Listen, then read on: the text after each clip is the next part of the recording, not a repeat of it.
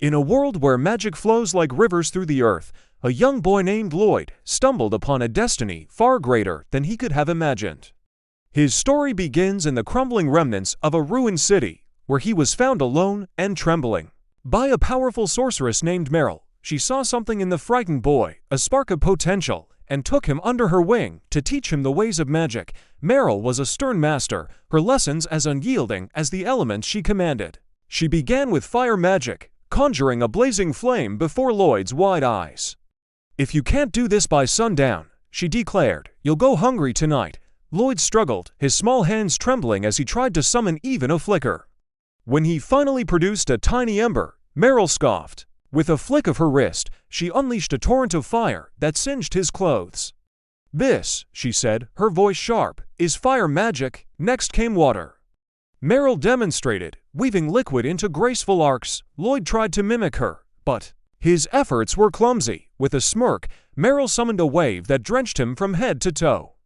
"This is water magic," she said as he sputtered, soaked and shivering. When Lloyd attempted wind magic, he managed a faint breeze. Proud of his progress, Meryl, unimpressed, blew a gust from her lips that sent him tumbling through the air. "That's wind magic," she said, her tone dripping with disdain. Undeterred, Lloyd crafted a delicate figure of Meryl out of ice, hoping to earn her approval.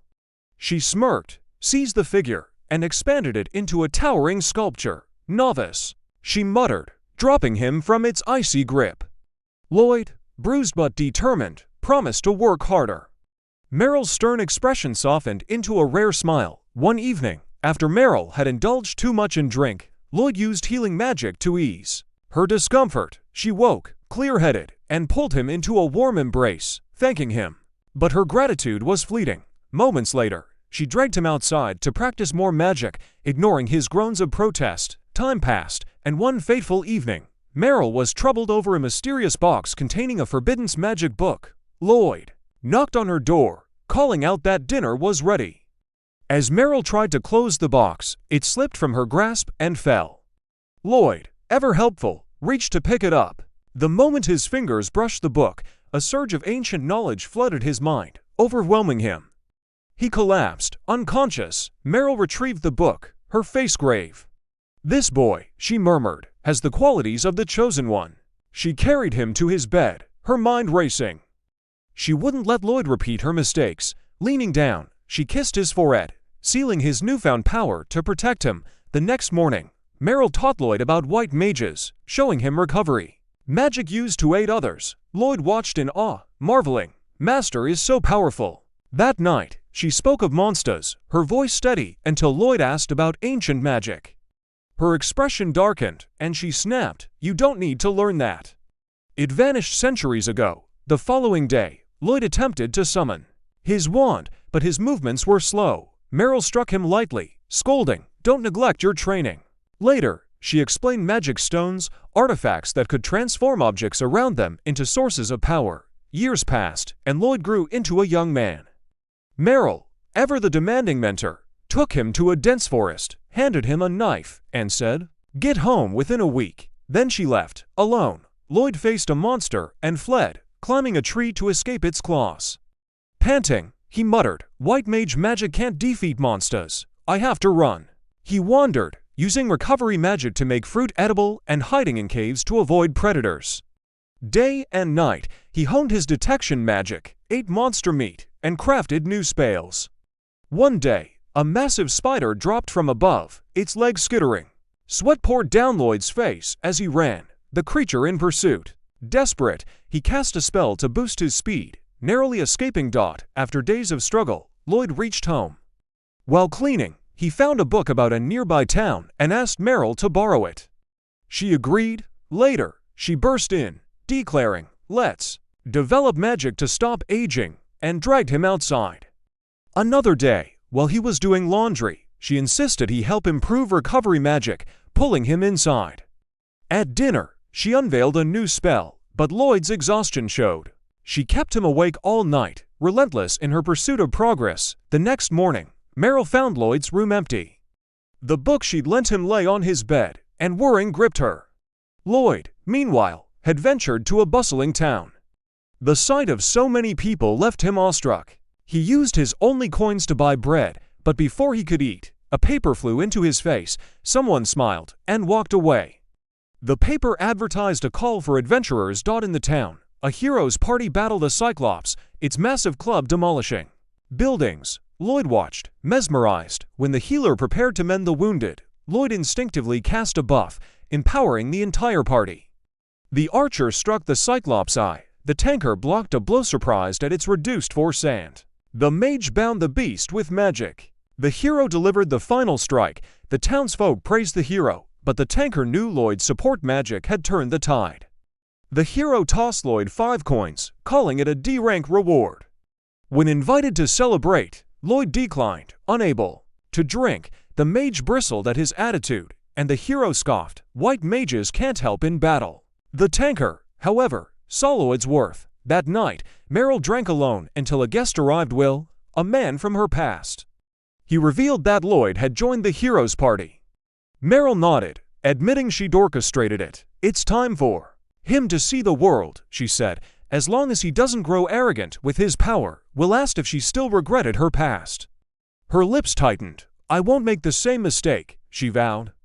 Will recounted a dark memory. A demon lord, desperate to seize the forbidden magic book, had nearly destroyed everything in a self-destructive blast. From afar, Will had watched as Sybil, a white mage, used ancient magic to revive those slain by the demon lord at the cost of his own life. In a stunning twist, it's revealed that Lloyd is the reincarnation of Sybil, the hero who saved the world. In the present, a street storyteller wove tales of the hero's party, claiming heroes were chosen by a holy sword. This time, it was Alan. During a battle with a minotaur, Alan struggled until Lloyd's buffs lightened the tanker's shield and empowered the team. The mage bound the beast, and Alan defeated it. Later, the tanker, studying defense, confided to Alan that her shield felt strange lately. "I feel stronger," Alan bragged, dismissing training. The tanker frowned, troubled by his arrogance. When a golem attacked soldiers, the hero's party was summoned. Alan boasted it would be easy. At the site, no golem was found, but Lloyd's detection magic led them to its lair. Alan defeated one golem, but another emerged. Lloyd spotted a demon wielding a magic stone, controlling the golems. He explained its power to the party, buffed Lulu, and instructed her to strike the demon. She smashed it through a wall. Lloyd ordered Mia to retrieve the demon's staff, which she teleported to him. Lloyd sealed it instantly, furious at taking orders. Alan ignored Lloyd's warning and charged the remaining golem. Lloyd teleported to push Alan aside, saving him, but Alan, enraged, expelled Lloyd from the party, calling him useless and an eyesore. Lloyd left, head bowed, believing he lacked skill. The others rejoiced, but the tanker was heartbroken. Lloyd tried joining other parties but was rejected. Feeling defeated, he overheard someone seeking an unaffiliated white mage by morning, a task deemed impossible due to her condition. She spotted Lloyd and, desperate, dragged him to join her party, pulling him into a new adventure. In a vivid flashback, the S-rank adventuring party, renowned for their prowess, embarked on an rank quest to dismantle a notorious bandit hideout. Brimming with confidence, the team consisting of the fierce leader Louis, the stalwart tanker Dagus, the precise archer Cross, the fiery mage Silica, and the supportive white mage Clum charged into the fray. However, Clum seemed distracted, her mind elsewhere as the battle began. Silica unleashed a blazing fireball, triggering a massive explosion that rattled the hideout, while Cross provided cover with a hail of arrows. Louis led the charge on the front line, her sword flashing, as Dagus shielded her from incoming blows. When Dagus struggled against a particularly fierce bandit, Clum's buff spell bolstered him, allowing him to hurl his opponent aside with newfound strength.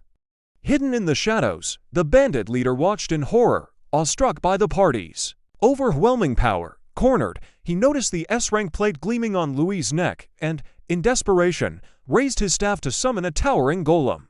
Louis charged the beast, but her blade failed to pierce its rocky hide, forcing her to retreat. She called out to Clum for a buff, but Clum, lost in thought, didn't respond. After a second, sharper call, Clum snapped back and cast the spell, empowering Louis to shatter the golem with ease. The bandits were swiftly captured, and Clum apologized profusely for her lapse, her face clouded with guilt. Louis, ever understanding, reassured her and gently asked about her sister, hinting at a deeper concern. The scene shifted back to the present, where Lou had dragged Lloyd to meet her party, claiming she'd found their new white mage. The team Dagas, Cross, and Silica stared in disbelief, assuming she'd failed to recruit anyone. Louis introduced Lloyd.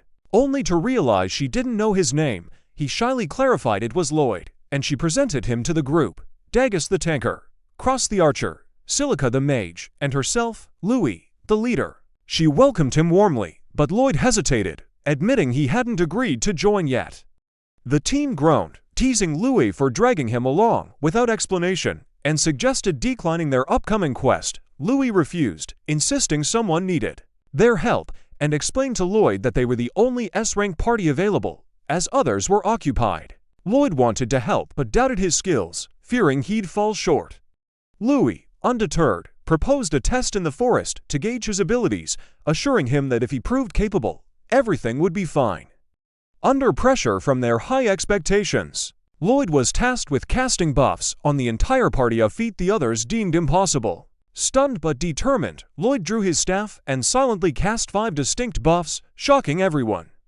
Louis, curious, asked where his staff came from, and Lloyd casually mentioned using storage magic when she questioned if he'd already cast the buffs. The team was floored by his incantation-less casting. To test the buffs, Louis swung her sword at a tree, felling it instantly, leaving everyone dumbfounded. Lloyd, mistaking their shock for disappointment, apologized for his poor performance, stored his staff, and turned to leave.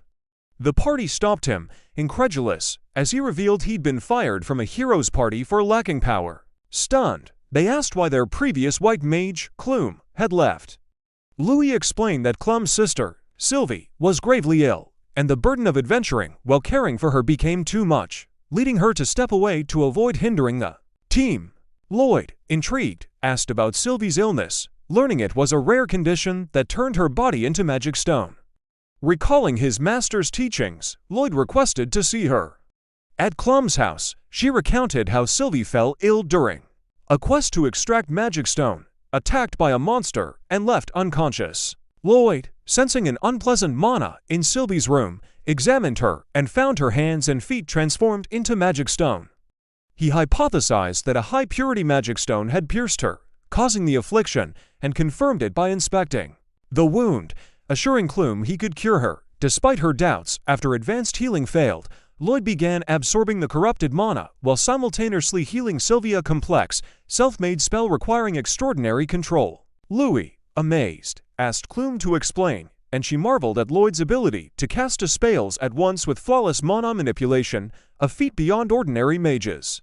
Slowly, Sylvie's limbs returned to normal, and she awoke, tears streaming down Clum's face as she held her sister's hands. Clume thanked them profusely, promising a meal in gratitude, and urged Lloyd to care for the party, though he reiterated he wasn't officially a member and felt inadequate.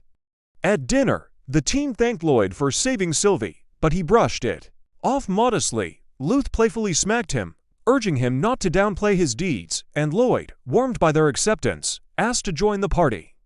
They welcomed him joyfully, and Lua called for a celebration, her teammates teasing that she just wanted to cut loose. With Lloyd now among them, the S-rank party stood stronger, ready for their next adventure. A lively celebration as the party welcomes their newest member, Lloyd, into the fold. The table is piled high with mouth-watering dishes, and Lloyd's eyes practically pop out of his head at the sight. Louis, the party's spirited leader, grins and tells him it's their treat, so he can eat and drink to his heart's content. Lloyd, overwhelmed with gratitude, thanks her and dives in, his face lighting up with pure joy as he savors every bite. The other party members, Cross, Silica, and Dagas, watch in shock as Lloyd devours the food with unmatched enthusiasm. Lloyd can't stop raving about the meal, claiming it has a depth of flavor that makes him question everything he's eaten his whole life. The party, amused, tells him this place is just average, but Lloyd's mind is blown. Curious, Cross asks what kind of food Lloyd grew up with. Lloyd casually drops that he lived with his master, a woman who taught him magic. Her idea of cooking? Whatever grew wild in the garden, mushrooms from the forest, simple roasted meat from beasts they hunted. Silica, shocked, quips, "That's not cooking."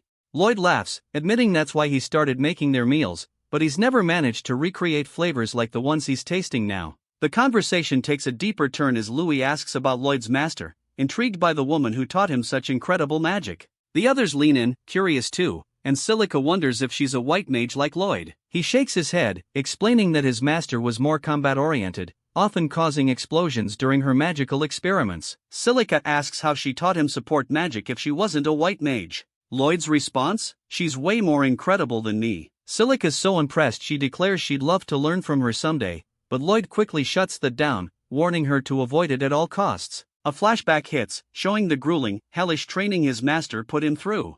Cross chuckles. She must have been a harsh teacher, but Lloyd softened and said she was kind, recalling her kind embrace, revealing a complex bond. The mood shifts as Louis calls for a strategy meeting, catching Lloyd off guard. He didn't even know about the quest. Cross suggests filling him in, and though Louis admits she's terrible at explaining things, she hands the quest notice to Dagas, who takes charge. He explains that their mission is to take down a pack of monsters wreaking havoc on local farms, which appear out of nowhere and trample crops. Lloyd, puzzled, points out that it's unusual for different monster species to form a pack. Silica confirms he's right, and Dagas urges the team to act quickly. Louis, ever the proud adventurer, declares they must help those in need. Cross raises a concern if they're facing a pack. It could be tough for him and Louis. But Louis's confident, saying it's Silica's time to shine. Silica, however, warns that her wide area attacks consume a ton of mana, and the monster numbers could be an issue. Louis turns to Lloyd, asking if he can use offensive magic. He admits he can, but it's not as strong as a proper mage's. Dagas steps in with a plan. He and Louis will draw the monsters into one spot. Silica will unleash her wide area attack to finish them.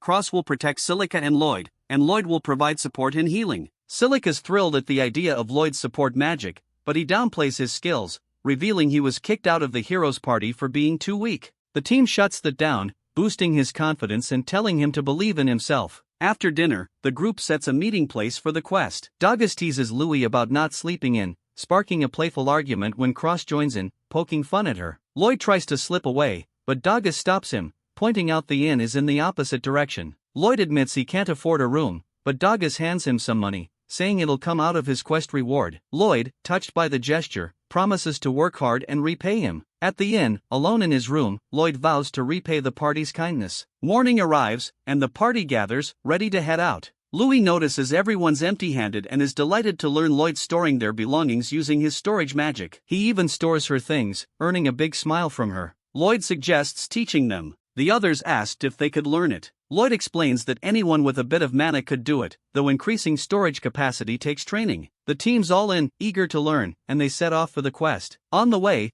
Dagas points out the demon realm across the mountains, adding a hint of foreboding. As they cross a rickety bridge, Louis, ever the strategist, distracts everyone with random questions to ease their nerves. The party plays along, laughing and answering, but when she asks Lloyd to tell a joke, he admits he doesn't know how. They make it across, and the team encourages him, building his confidence further. In the forest, we get a cryptic glimpse of a mysterious figure praying to a stone that emits unsettling mana, foreshadowing trouble ahead. Back with the party, they set up camp before the quest. Louis and Silica head off to wash up, and Lloyd offers to handle their chores, earning a thanks from Louis. While gathering firewood, Lloyd finds fruits that his master used to train him with. Nostalgic, he picks one, tastes it, and decides to share some with the others. Suddenly, a scream pierces the air. Louis and Silica, while washing, are cornered by a terrifying basilisk. Lloyd springs into action, hitting the monster with a fireball to divert its attention and shouting for the girls to run to the shore. He tosses Silica her staff and Louis her sword, even buffing them with support magic. Louis leaps in, slicing off the basilisk's tail, and the monster roars in pain. Silica told them to take cover and unleashed a massive fireball that defeated the beast in one hit. Silica's stunned and confused by her own power, while Louis praises her. Lloyd blushes when Louis's towel slips, leading to an embarrassed scream and a quick cutaway. Back at camp, Lloyd teaches the party storage magic. He demonstrates by creating an opening with his hand and placing an item inside, but the others struggle. Feeling like a bad teacher, Lloyd blames himself, but the team reassures him it's because they're beginners. Silica suggests chanting storage, and it works. The others follow suit, using incantations since they lack Lloyd's natural talent. By nightfall, they've got the hang of it, and the team's bond grows stronger. During a nighttime lookout, Louis thanks Lloyd for joining the party, but he brushes it off, saying he was desperate for work. Curious, he asks why this quest means so much to her. Louis opens up, revealing that her village was attacked by monsters when she was a child, leaving her as the sole survivor. This quest hits close to home, and she can't stand by when others need help. Lloyd, moved, suddenly stops her and tells her to wake the others. They've spotted the monster pack from the quest notice. As the monsters approached them, Lloyd warned them and moved to retreat. Louis accidentally made a noise, alerting the monsters. A chase ensues, and a spider monster cuts them off. The party pulls their weapons from storage, ready for battle. The monsters attack, snatching Silica's staff, and the team is cornered. Lloyd buffs everyone, shouting for Louis to attack. She leaps into action, taking down one spider, while Cross recovers Silica's staff. Louis defeats another, and Lloyd directs Silica to unleash a fireball, with Cross assisting to burn the remaining monsters. Lloyd apologizes for giving orders, but the team thanks him, saying they'll rely on him moving forward. The next morning, the party packs their gear into storage and heads out, stronger and more united than ever. That night, Lloyd sat alone in deep thought, concerned about the abnormal monster pack they encountered. He felt the party should stay cautious. Louis approached him and offered to take over the night watch, worried about his health, but Lloyd refused, saying they should conserve their stamina in case something happened. Silica gently told him to speak up if it ever got too tough, and Lloyd nodded in agreement. The next morning, while the party was on the move, Louis seemed troubled. During a rest stop, Lloyd was off scouting the area. Louis approached and asked what he was doing. He calmly replied that he was using the skill search. Louis was surprised that Lloyd could use search magic, but he brushed it off, saying it wasn't impressive since he couldn't scan wide areas. She then asked if there was anything she or the others could do to help. Lloyd said there wasn't anything in particular. Disappointed, Louis walked away, clearly saddened. That night, Louis confided in Silica, saying that although Lloyd was undeniably talented, it felt like he didn't rely on them at all. Silica reassured her, saying it had been the same at first. Lloyd was still getting to know them. It takes time to build trust. Luth admitted that Lloyd seemed to know nothing about the world, yet knew everything about magic. She wondered how he had lived before. Silica told her he would open up one day. Later that night, Douglas asked Lloyd to help him with something while Cross took over the watch. Douglas was setting up a trap, which he explained were Clapper's devices that made noise when monsters approached. He told Lloyd to get some rest tonight. Lloyd hesitated, saying he couldn't use his search magic if he were asleep. Douglas then asked, "Do you not trust us?" Thinking Douglas was talking about the Clappers, Lloyd explained he was just being extra cautious. But Douglas pressed again. Did Lloyd trust the party? Lloyd answered that he did. Douglas reminded him that by doing everything himself, scouting and night watch, it felt like he didn't trust them. Lloyd admitted he was afraid of causing problems for the party if he didn't work hard, recalling something the hero had once told him. But Douglas made it clear the reason they formed a party was to accomplish things together that they couldn't do alone. He encouraged Lloyd to rely on them more.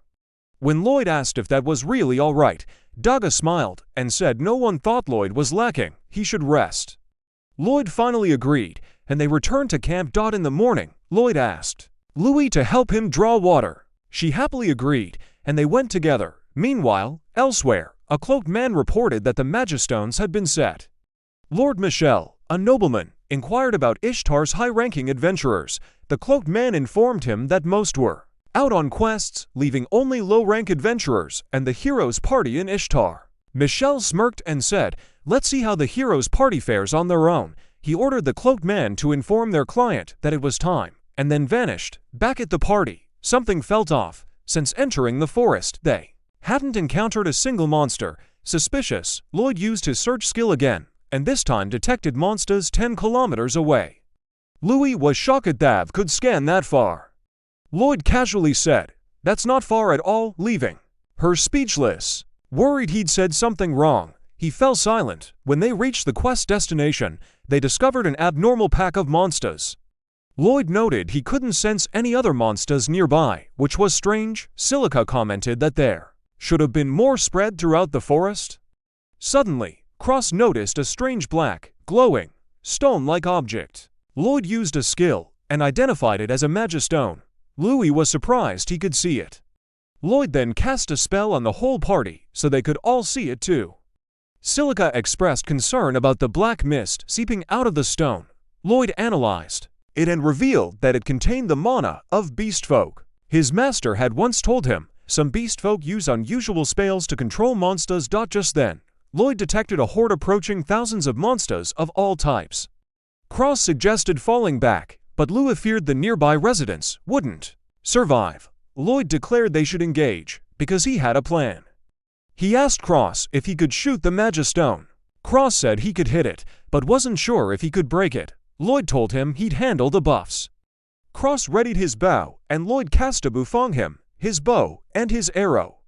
Cross fired, shattering the Magistone in a single shot. Shocked, he asked what Lloyd had done. Lloyd replied that he buffed him, nothing more. Cross was stunned that Lloyd could enhance both weapons and people simultaneously. Lloyd humbly insisted it was Cross who one-shot the Magistone. The moment the Magistone was destroyed, the monsters began turning on each other. Lloyd hoped that would stop the horde, but instead, they charged toward the party. Lloyd told them to wait until the monsters got closer, then signaled Silica to attack. She unleashed Firestorm, incinerating a large portion of the enemy. Louis, stunned, asked what Lloyd did to Silica. He explained he had buffed her spell's power and reduced its mana cost. He asked Silica if she could continue, and she confirmed she had enough mana for about 5 more casts. Lloyd then rushed over to Cross and told him to take down the flying monsters, enhancing his vision. Cross, now fully buffed, began sniping the airborne threats with ease. Lloyd ran back to Silica for the final phase. She warned him she was almost out of mana. He took her hand and transferred his mana directly to her, telling her to finish it. Silica summoned clouds and made it rain, ensuring the forest didn't catch fire from the destruction. Then, completely drained, she collapsed. Dogus caught her and praised her efforts. Louis told Lloyd and Silica to rest, saying they'd take care of the rest. Lloyd, finally relaxing, collapsed and muttered that he'd never been this exhausted in his life. He realized he still had a long way to go.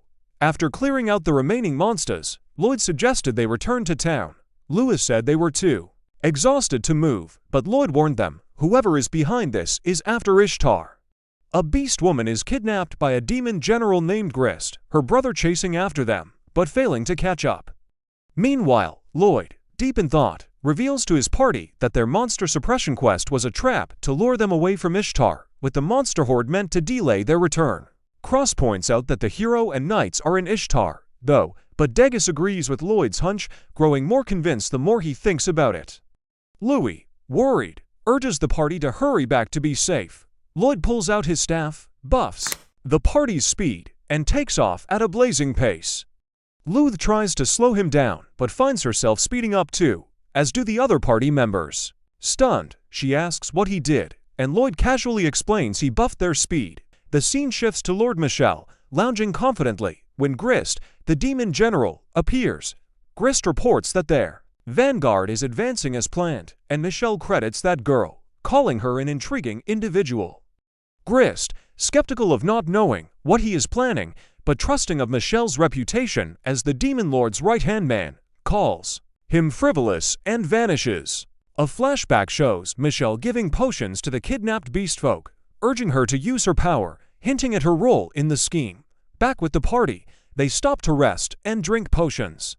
Silica asks Lloyd if it isn't so much burden since buffing drains his mana. He shrugs, saying you get used to it with constant use. Curious, she asks if he's used to it before, and Lloyd shares a glimpse of his past. His master once left him in a forest to find his way home as training. The monsters were too strong for a white mage, so he cast endless buffs to survive, forcing him to adapt. Louis, moved, says he's been through a lot, but Lloyd brushes it off, thinking it's common training that proved useful over time. Louis insists his training was far from normal, but Lloyd misunderstands, believing his training wasn't even up to a typical standard, and vows to train harder to support the party.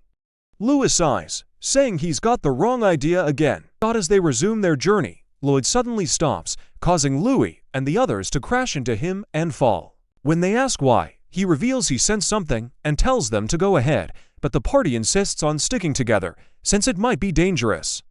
We see 4 cloaked men chanting before an orb-like object. Lloyd finds a house where he sensed something. Lloyd identifies them as demons, noting that demons were forbidden to set foot in the 3 major nations. Cross, puzzled, asks why Lloyd sounds like he just remembered that, and Lloyd admits he has no memory of his childhood. Silica wonders if he's a war orphan, but Lloyd brushes it off, telling them not to worry. Cross suggests reporting the demons to the knights, but Lloyd told them he detects the same Magistone mana near the demons. Louis agrees they can't let demons run free, and the party, shocked, teases her for acting like a true leader. They search the house, but find it empty. Lloyd uses his search magic, locating the demons underground. He buffs the party, and Silica blasts a hole in the ground with her magic. The underground chamber shakes, interrupting the demons' chanting. Louis draws her sword, demanding answers from one of them, and one of them retaliates by throwing stones with magic. She blocks them with her sword and cross-snipes the attacker. As another demon flees, Silica stops him with a spell, and Dagus shields her from an attack. Louis chases the fleeing demon, with Cross covering her, and she takes down the remaining. She tries to open the door where one of them fled into, but finds it stuck. The fleeing demon seals the beast folk in a cocoon, but Louis breaks the door down, and the demon starts to run. Lloyd tells Louis to intercept him, and she takes a shortcut and Louis intercepts him. The party surrounds him, and when he attacks, Lloyd deflects it and knocks him out, rescuing the beast folk. They take the beast folk to a house, where Lloyd heals her with advanced magic, impressing Silica and Louis. He credits his master, who constantly tried to improve her spells. The beast folk wakes up, and Louis bombards her with questions and asks her name. She says Claire, but Louis mishears it as Correja, and Claire goes along with it. Louis asks why the demons held her captive, and Claire hesitates before Lloyd mentions they are adventurers, and he once heard about a beast folk who can control monsters, asking if that's her power. Claire admits it is, and reveals the demons forced her to use it. Dagus warns that if demons seize Ishtar, they could easily invade the continent.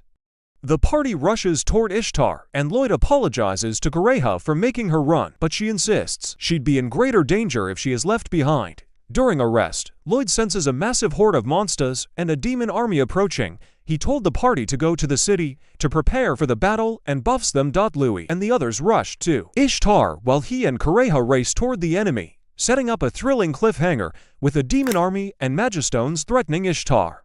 The hero paced back and forth in a rage. Every single white mage who applied was trash. He seethed, slamming his fist against a table. Lena, a look of calm frustration on her face. Have you ever considered that maybe Lloyd was just exceptional? Lloyd was exceptional. Don't make me laugh. The other party members exchanged worried glances. Are we really going to go into a fight without a support mage? Lulu asked. Just then, a soldier knocked on the door. Hero party, a horde of monsters is approaching. Ishtar, we need your aid. Alan, ever the arrogant one, puffed out his chest. Leave it to me. In a nearby forest, a far more dangerous situation was unfolding. Lloyd and Correja stumbled upon a monster horde, far larger than the one threatening Ishtar. Correja asked Lloyd, can we stop them without killing them, since they are just being manipulated by the demons? Correja nodded. The monsters are being forced. If we can free them, I can use my magic to send them back. Lloyd's face lit up. Then let's find a way to save them. Correja began to chant, her magic radiating outward. But suddenly, her spell was blocked. Back in Ishtar, the adventurers were gathered at the guild. The hero, in a fit of arrogance, insulted them for being B rank or lower. One adventurer, a young swordsman, began to get angry, but his friends held him back. He's the hero, they whispered. The guild leader stepped in, his voice firm and calming. Everyone, please, let's hear the plan. The hero, his arrogance now on full display, announced, first, the mages will unleash their most powerful spells for a big, showy blast. Then, I, the hero, and the knights will clash with the monsters, buying the mages time for another round of spells. A chorus of protests erupted from the crowd. We can only use our powerful spells once. Not with that kind of power. The hero's face flushed with anger. You should be able to pull that off, he roared. Even his own party's mage, Mia, shook her head. My spells aren't as powerful as they used to be. Why didn't you tell me? The hero demanded. Mia looked away. I wasn't the only one getting weaker. We've all been feeling it. Since when? He pressed. Lulu replied softly. Since you expelled Lloyd. The hero's face contorted with fury. You've been deceiving me. Lena stepped forward. None of us deceived you. You've just grown complacent. As a hero, you didn't pick up on it. You don't even train anymore. Enraged, the hero lunged at her. But Lena blocked his punch with ease. Get out, she said, her voice a low command. The other adventurers began to mutter, a wave of shame washing over them. The hero, defeated, fled the guild. His party followed, but Lena stayed behind. I'll fight with you, she announced, her eyes filled with determination. Meanwhile, in the forest, Lloyd and Kureha had a breakthrough. They found magistones that were interfering with Kureha's spell. There are multiple magistones, Kureha explained. If we don't destroy them all, I won't be able to control the monsters. Lloyd used an advanced search spell to locate the other magistones. With his magic, he concealed their presence, and they moved forward. Kureha nullified the first one, and the monsters returned to normal. Back in Ishtar, the adventurers had prepared their defenses. The Knight Commander turned to the Guildmaster. Is waiting really the right thing to do? The Guildmaster had a flashback. Lena, her voice ringing with conviction, was telling the adventurers, we should wait for Lloyd. He was the cornerstone of the hero's party. But why did they kick him out? An adventurer asked. They were blinded by the hero's title, Lena explained. They didn't realize it was all thanks to Lloyd's support magic. With his help, we might just be able to turn the tide. The Guildmaster shook his head. Lloyd isn't in town. He's out on a monster-slaying quest with an S-rank party. The monster horde finally arrived. The archers fired their arrows, and the mages launched fireballs. Lena and the other tankers pushed the monsters back, forcing them into a moat where mages used aquawave spells to wash them away. In the forest, Louis and the others stopped to rest, their mana depleted. After a brief rest, they began marching toward Ishtar again. Lloyd and Kureha, however, were still busy. They found another magistone and nullified it. The monsters, now free, began to fight each other. In the chaos, the magistone was destroyed, causing Kureha's invisibility magic to fade. In that instant, Lloyd used a firework spell, making the monsters turn their gaze upon him. In Ishtar, the adventurers began to take serious damage. Just as another horde approached, a powerful fire spell hit the monsters, clearing a path. When the smoke cleared, Louis and the others had arrived. Lloyd, meanwhile, was dodging monsters with physical enhancement spells. He was cornered, but Kureha began to sing. The monsters stopped attacking and returned back to the forest. What did you do? Lloyd asked, amazed. I just persuaded them to go back to the forest, she replied. Lloyd, realizing all the monsters were free, said, we have to return to Ishtar now. In Ishtar, things were getting dire. There were too many monsters. Lena, trying to save a fellow adventurer, was bitten by a monster. She was at her limit. The monsters breached their defenses, and the adventurers were all injured. But then, a beautiful song filled the air. Kureha's voice, full of light and magic, caused the monsters to turn and leave. Lloyd, arriving just in time, praised her. That's wonderful magic. To be able to communicate with so many monsters after I only used multiple buffs, Kureha muttered.